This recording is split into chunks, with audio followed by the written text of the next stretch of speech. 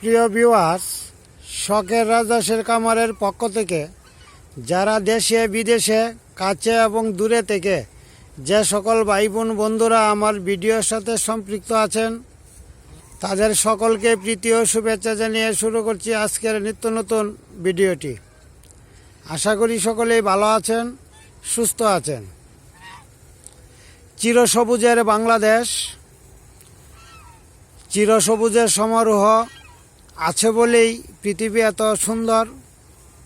আর আমার কাছে পৃথিবী সুন্দরের পাশাপাশি আমার হাঁসগুলি যখন আমি নিজে দেখি, রক্ষণাবেক্ষণ করি, আমার কাছে চিরসবুজের মতোই সুন্দর মনে হয়। যাই হোক প্রিয় ভিউয়ার্স, আজকের আলোচ্য বিষয় চাম ডিম বা ডিমের কুসা পাতলা বা গাঢ় হওয়ার বিষয়ে আজকে আলোচনা করব। চাম ডিম কেন হয়, এর লক্ষণ, কারণ এবং প্রতিরোধ, এই বিষয় নিয়ে আজকে আলোচনা করব। যাই হোক প্রিয় ভিউয়ার্স, যারা আমার চ্যানেলটি এখনও সাবস্ক্রাইব করেন নাই, আশা করি আমার ভিডিওগুলি যদি ভালো লেগে থাকে বা ভালো লাগে, তাহলে আমার চ্যানেলটি সাবস্ক্রাইব করে আমার চ্যানেলটির পাশে থাকার জন্য অনুরোধ রইল। চাম ডিম কেন হয়, এই বিষয়টা নিয়ে আজকে আলোচনা করব। এর প্রতিরোধ কি বা কী করণীয়, এই বিষয় সম্পর্কে আজকের ভিডিওতে জানতে পারবেন। আমার ভিডিওটি না টেনে গুরুত্বপূর্ণ বিষয় সম্পর্কে আজকে জানতে পারবেন। চাম ডিম বা ডিমের কুসা হালকা বা পাতলা হওয়ার প্রধান কারণ হচ্ছে আশার পরিমাণ বা ছেলে হাঁসের পরিমাণ যদি কম থাকে, তাহলে আপনি ডিমের কুসা পাতলা বা চাম ডিম পাইতে পারেন। এটা হলো একটা বিষয়। দ্বিতীয় বিষয় খাদ্য যদি কম থাকে, খাদ্যের পরিমাণ, তাহলেও চাম ডিম বা ডিমের কুসা হালকা হতে পারে।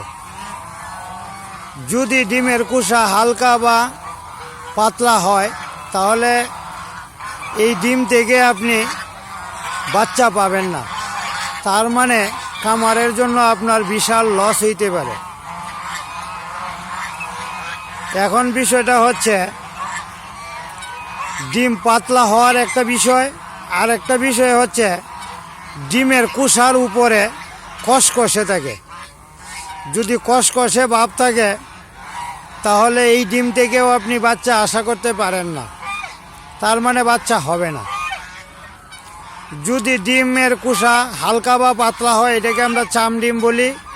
যে কোনো সময় পারতে পারে এবং পাড়ার সাথে সাথে ফেটে যেতে পারে, ভেঙে যেতে পারে, এবং হাতে নেওয়ার পরে কুসাটা নরম থাকবে। যদি নরম কুসা থাকে, তাহলে আপনি ওই ডিম থেকে অবশ্যই বাচ্চা পাবেন না। আবার আরেকটা লক্ষণ হচ্ছে ডিমের কুসা হাতে নেওয়ার পরে দেখবেন উপরে কষকষে একটা ভাব থাকে। যদি কষকষে ভাব থাকে বা কষকষে থাকে ডিমের কুসা, তাহলে এখান থেকেও আপনি বাচ্চা আশা করতে পারেন না। তার মানে খামারের জন্য অনেকটা লস হবে। এই জন্যে ডিমের কুসা হালকা বা পাতলা না হওয়ার জন্য কি করণীয়? সবুজ ঘাসের পরিমাণ বেশি দিতে হবে, দানাদার খাদ্য পর্যাপ্ত পরিমাণে রাখতে হবে, সাথে ভিটামিন AD3 এটা 2 মাস পর পর দেওয়া ভালো, তবে ডিম পাড়ার পূর্বে। সারা বছর দিতে হবে না। আপনার আশ্বিন মাস থেকে শুরু করবেন, প্রতি মাসেই একবার AD3। ডিম পরিপক্ক বা পুষ্ট হবে, বড় আকৃতির হবে, কষকষে ভাব থাকবে না। ডিমার কুসায় যে কষকষে ভাব থাকে, এটা থাকবে না। চাম ডিম এটাও পারবে না। তাও আবার এটা খাওয়ার নিয়ম আছে। নিয়মটা হইল, মনে করেন আজকে রাত্রে দিলেন, এটা মুখ অর্থাৎ AD3 যে ভিটামিন AD3 এটার মুখ বা কর্ক আছে, ওইটা দিয়ে 4 মুখ বা 4 কর্ক 100 হাঁসের জন্য প্রযোজ্য। একটা পাত্রে পানি নেবেন সর্বনিম্ন 10 থেকে 20 লিটার পর্যন্ত, অর্থাৎ 10 থেকে 20 লিটার পর্যন্ত পানির মধ্যে 4 কর্ক পানি, 4 কর্ক ঔষধ ওই 10 থেকে 15 লিটার পানিতে আপনি মেশাবেন। মেশানোর পর হাঁসের সামনে রেখে দিবেন। ওরা দানাদার খাদ্য খাবে এবং প্রতি ফাঁকে ফাঁকে এই ঔষধটুকু খেয়ে নিবে। যদি এই ভিটামিন AD3 এই ফাইলটা 3 দিন খাওয়াবেন, 1 দিন পর পর। আমি দানাদার খাদ্যের জন্য মাঠে ছেড়ে দেই। মাঠের মধ্যে একটা বলের মধ্যে 15 থেকে 20 কেজি পানি রাখি, আর AD3 ঔষধটা 4 কর্ক ঔষধ পানিতে মিশিয়ে রেখে দেই। এরা দানাদার খাদ্য খাওয়ার ফাঁকে ফাঁকে এই পানিটাই খেয়ে নেয়। তার মানে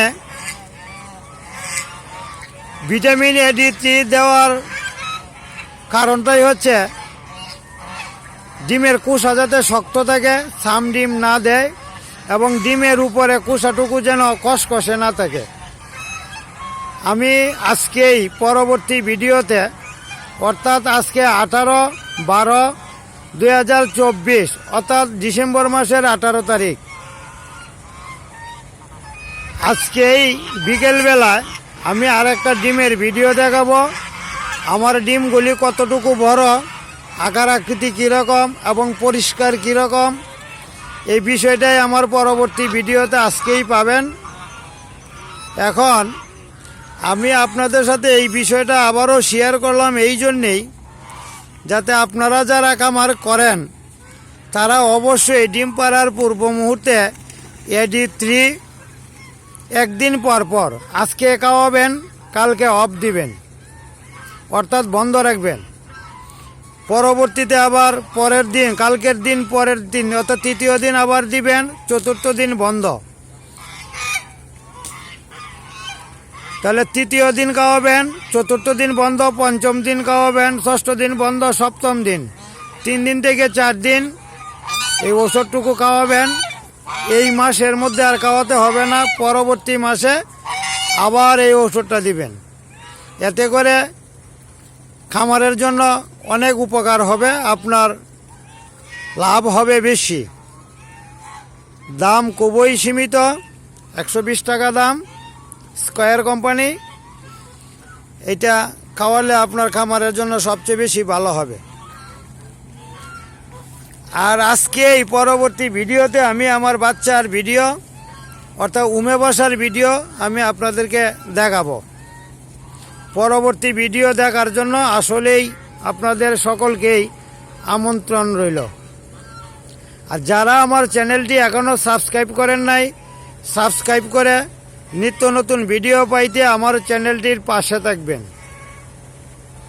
আর একটা বিষয় আমি আপনাদের সাথে শেয়ার করি, সেই বিষয়টা হচ্ছে,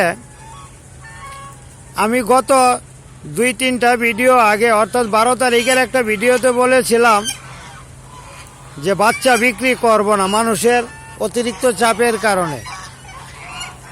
এরপরও মানুষ আমাকে অনেক চাপাচাপি করে বাচ্চা নেওয়ার জন্য, দেওয়ার জন্য।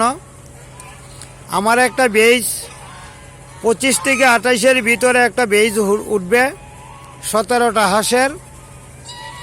যদি কারো বাচ্চার প্রয়োজন হয়, অল্প পরিসরে অল্প পরিমাণে বাচ্চা নিতে পারবেন, তবে আমার খামার থেকে এসে নিতে হবে।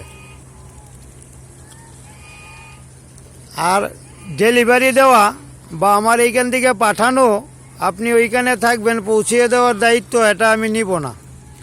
আপনি এখান থেকে এসে যদি নিয়ে যাইতে পারেন, অবশ্যই আসবেন, যোগাযোগ করবেন। আমি আমার imo number, WhatsApp number, Twitter নাম্বারটা দিয়ে দিচ্ছি। 01701433825। আমি আবারও বলছি 01701433825। তবে সতর্কতামূলক বা অনুরোধমূলক আরেকটা কথা বলে রাখি, আপনারা দয়া করে এই নাম্বারে কেউ কোনো সময় কল দিবেন না, এটা আমার অনুরোধ। হোয়াটসঅ্যাপ নাম্বারে মেসেজ দিবেন, আমার সাথে সংযুক্ত থাকবেন। ইমুতে মেসেজ দিবেন, আমার সাথে সংযুক্ত থাকবেন। টুইটারে মেসেজ দিবেন, আমার সাথে সংযুক্ত থাকবেন। দয়া করে অনুরোধপূর্বক আপনারা কেউ এই নাম্বারে কখনো কল দিবেন না।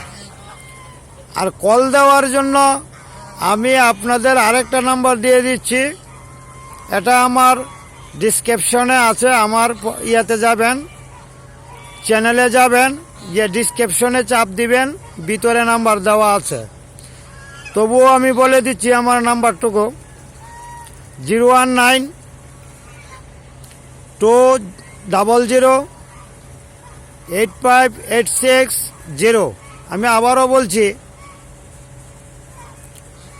01920085860।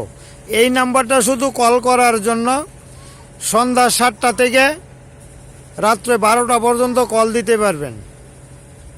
যাই হোক প্রিয় ভিউয়ার্স, অনেক কথাই বলে ফেললাম আজকের এই ভিডিওতে। আমার চ্যানেলটিতে একটা সাবস্ক্রাইব করে আবারও আমি আপনাদের শুভেচ্ছা ও শুভকামনা জানিয়ে আজকের ভিডিওটি এখানেই শেষ করছি। ধন্যবাদ সবাইকে, ভালো থাকবেন, সুস্থ থাকবেন।